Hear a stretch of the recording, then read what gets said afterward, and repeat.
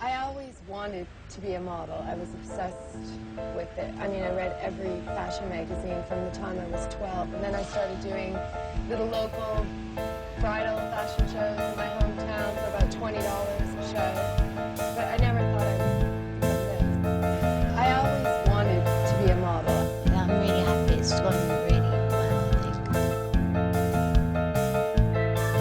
I love handbags. I've got a huge collection. I bought, girls just like handbags, I think. I love the Ritz Club. It's like my old haunt. It's always been my favourite place to come, really, in the whole world, I think, if I was to have a party anywhere, it would be here. I always wanted to be a model. You can't say what other people are going to think. I hope they like it.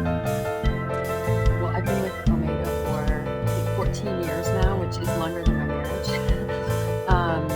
So really, Stephen and I joke that I am married to Omega. It's been a long and successful marriage.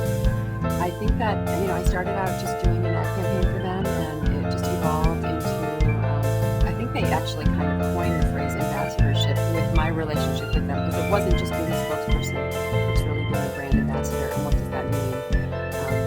And I think that at the time, Omega was so well known. I always wanted to be a model. Watch and all these other, Seamaster or James Bond, but they didn't really have a face for the women's fashion watches, and I kind of helped bring that to light. And now I'm joined by Nicole Kidman and Shang-Chi, so it's great.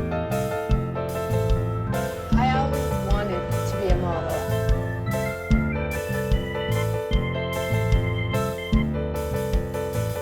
I've been involved with the constellation for years, and then this new incarnation of the classic constellation is just a more modern and contemporary look at that watch. So there's, of course, the traditional elements are there, the claws, but they're a little bit heavier, they're thicker.